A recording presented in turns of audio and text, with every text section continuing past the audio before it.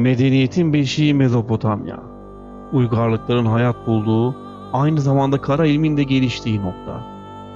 İşte bu bölgede metafizik ve ruhsal varlıklarla ilişki kurma, çeşitli büyü ve sihir yöntemleriyle onlardan faydalanma ve dünyevi arzular için onları yönlendirme sanatı geçmişin en popüler işlerinden biriydi.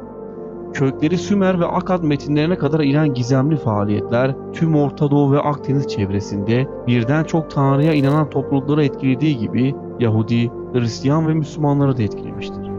Bu konuda pek çok kitap yazılmış ve dinlerin yasaklamalarına rağmen insanların büyü ve sihir olan ilgisi önlenememiştir. Aradan binlerce yıl geçmesine rağmen günümüzde bu faaliyetler hala devam etmektedir. İşte hikayeleri Sümerlerden itibaren birçok toplum ve dinde farklı adlarla anlatılan Harut ve Marut isimli varlıkların ne oldukları ve ne öğrettiği konusu hep kafa karışıklığına yol açmıştır. İnsanlar İsrailiyat kaynaklı bilgilerin popülerliğinden dolayı bu kaynaklara dayalı anlatımları hep ilgiyle okumuş ve hafızalarına kazınmıştır. Bu varlıklar melek olarak ifade edilse de en çok tepki ve kafa karışıklığını İslam dini yaşamıştır. İslam dininde ters birçok bilgi bu varlıklarla anılmış ve anlatılmıştır. Bu videoda sizlere hikayeleri Sümerlerle başlayan ve Kur'an-ı Kerim'de de söz edilen Harut ve Marut adlı iki varlıktan bahsedeceğim. Keyifli seyirler diliyorum.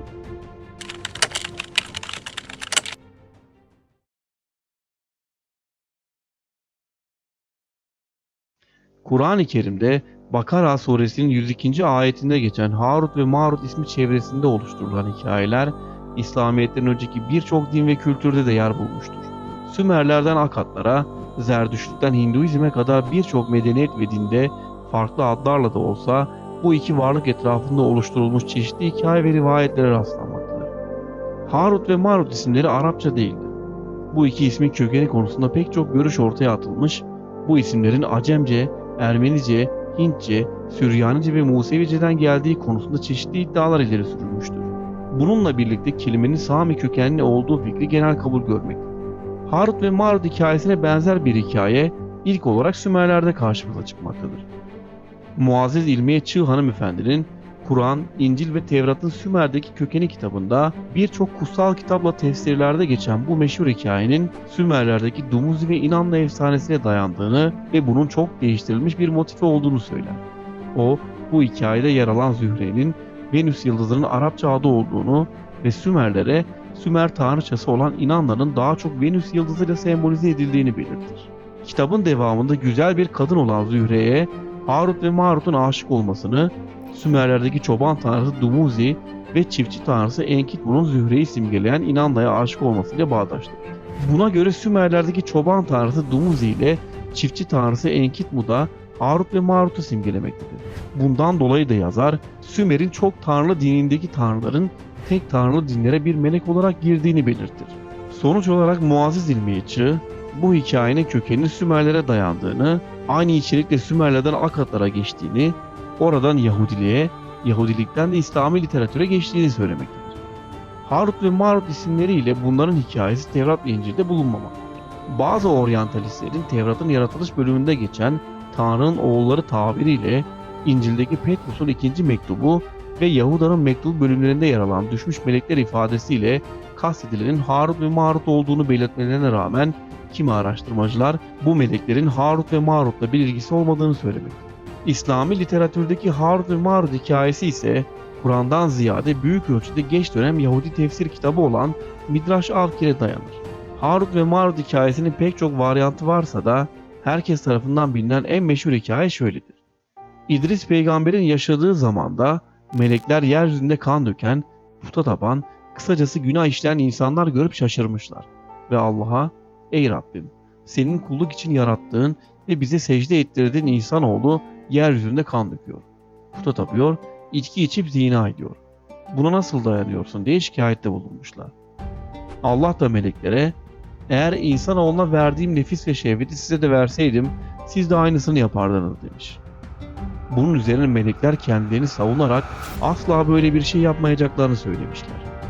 Allah da onlara işlerinden en iyi 2 meleği seçmelerini ve bunların imtihan için yeryüzüne gönderileceğini bildirmiştir. Melekler işlerinden en güvendiği Harut ve Marut ismindeki 2 meleği seçmişler. Allah her iki meleğe de insana verdiği nefis ve şehveti vermiş ve onlardan puta tapma, insan öldürme, içki içme ve zina yapma gibi büyük günahlardan uzak kalmalarını istemiştir. Yeryüzüne inen bu iki melek gündüzleri adaletle insanlar arasındaki anlaşmazlıklara hüküm verir, geceleri de İsmi Azam duasını okuyarak göğe yükselirmiş. Bir gün Zühre isminde çok güzel bir kadın kocasından boşanmak için bu iki meleğin kapısını çalmış. Zühre'yi gören her iki melek de ona aşık olmuş ve onunla birlikte olmak istemiş. Zühre kendileriyle birlikte olacağını ama onların ilk olarak kendi taptığı putlara tapması gerektiğini belirtmiş. Harut ve Marut'un buna karşı çıkması sonucu Zühre bu sefer de eğer kocasını öldürürlerse onlarla birlikte olacağına sözünü vermiş. Meleklerin buna da karşı çıkması sonucu Zühre son şart olarak şarap içmeyi kendilerine teklif etmiş. Arzuları karşısında çaresiz kalan melekler bu üç şarttan en hafifi olarak şarap içmeyi uygun görmüşler. Fakat şarabı içen melekler kendilerinden geçince Zühre'nin kendilerinden istediği ilk iki isteği de yerine getirmişler. Yani hem puta tapmışlar hem de kadının kocasını öldürmüşler. Fakat kadın bütün bunlara rağmen yine de onlarla birlikte olmaya yanaşmamış ve onlardan son olarak göğe çıktıkları duayı öğrenmek istemiş. Onlar da kadından bir an önce kam almak için İsmi Azam duasını ona öğretmişler. Zühre bu duayı okuyarak hemen göğe yükselmiş. Fakat sema bekçileri olan melekler tarafından onun 3. kat gökten yukarı çıkmasına izin verilmemiş. Allah da onu burada insanlara ibret olsun diye parlak bir yıldıza dönüştürerek bırakmış. İşte o gün bugündür Zühre veya Venüs yıldızı olan kadın gökte asılı duruyormuş. Bütün bu olanlardan sonra melekler tekrar göğe çıkmak istemiş ama başaramamışlar. Çünkü Allah bu yaptıkları karşısında kendilerini cezalandırmak istemiş. Böylece bu iki meleğe dünya ve ahiret azabından birini tercih etmeleri gerektiği söylenmiş. Dünya azabının fani, ahiret azabının ise baki olduğunu bilen Harut ve Marut da dünya azabını seçmiş. Bunun üzerine Babil'deki bir kuyuya kıyamete kadar başları aşağı gelecek şekilde asılmışlar. Aşağılarında yer alan suyla aralığında 4 parmak mesafe olduğu için kıyamete kadar bu sudan içemeyecekleri belirtilir. Ayrıca Harut ve Marut'un onların yanlarına gelen insanlara sihir ve büyü öğrettikleri de söylenmektedir. Melekler bu büyü ve sihrin günah olduğunu söylemeden ve bunu gerçekten öğrenmeyi isteyip istemediğini insanlara 3 kere sormadan hiç kimseye bir şey öğretmezlermiş. Evet, İsrailiyat kaynaklı hikaye böyleydi. Kur'an-ı Kerim'de ise Harut ve Marut Hz. Süleyman'la birlikte anılmakta olup haklarında çok fazla şey belirtilmeden ele alınır. Bakara suresi 102. ayette şöyle anlatılır. Süleyman'ın mülk ve saltanatı konusunda onlar şeytanların okuyup durduklarına uydular. Halbuki Süleyman küfre sapmamıştı. Ancak şeytanlar küfre sapmıştı. İnsanlara büyüyü öğretiyorlardı. Ve Babil'de Harut ve Marut adlı iki meleğin üzerine indirilerini öğretiyorlardı. Oysa ki o ikisi biz bir imtihan aracıyız. Sakın küfre sapma demedikçe hiç kimseye bir şey öğretmiyorlardı. İnsanlar onlardan karı kocanın arasını açacakları şeyi öğreniyorlardı. Ne var ki onlar onunla Allah'ın izni olmadıkça hiç kimseye zarar veremezler. Onlar kendilerine zarar vereni, fayda sağlamayanı öğreniyorlardı. Yemin olsun ki onu satın alanın ahirette hiçbir nasibi olmayacağını açıkça bilmişlerdi. Öz benliklerini sattıkları şey ne kötüdür, bir bile bilselerdi.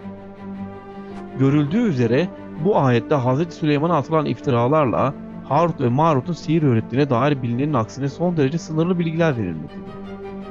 Birçok müfessir bu ayetle Allah'ın sihir öğrenme ve öğretmeyi günah saydığı konusunda hemfikirdir. Burada Harut ve Marut'la ilgili tek bilgi onların Babil'de bulundukları ve günah olduğu uyarısında bulunmadan kimseye bir şey öğretmedikleridir.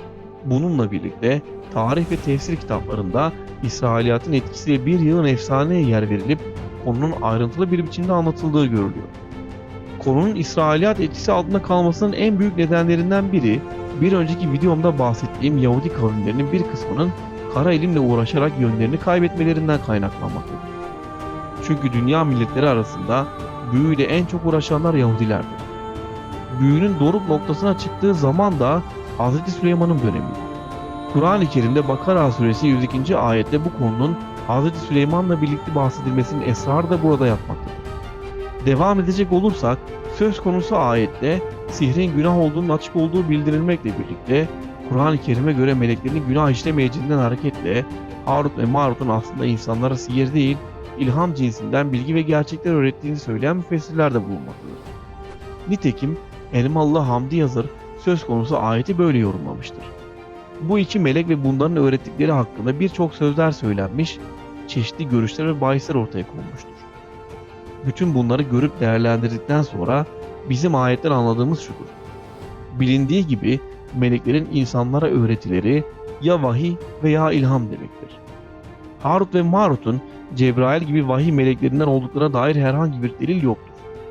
Bilakis ayet bunları her şeyden önce bilgi getiren melekler değil, bilgi gönderilen melekler şeklinde gösterdiği için nuzulde aşağı derecedeki meleklerden oldukları açıktır.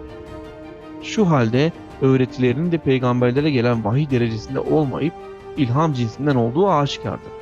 İlhamsa herkese olabilir. Demek oluyor ki eski bir medeniyet merkezi olan Babil şehri ahalisinden bir takım kimseler iki şekilde böyle iki ilahi kuvvetle ilhama mazhar olmuşlar.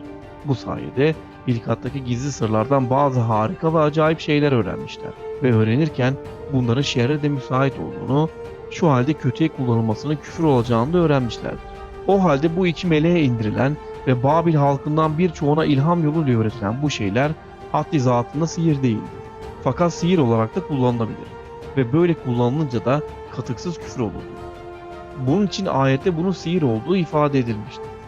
Bu video ile ilgili değerli görüşlerinizi yorum kısmında bizimle paylaşabilirsiniz. Bir sonraki videoda görüşmek dileğiyle.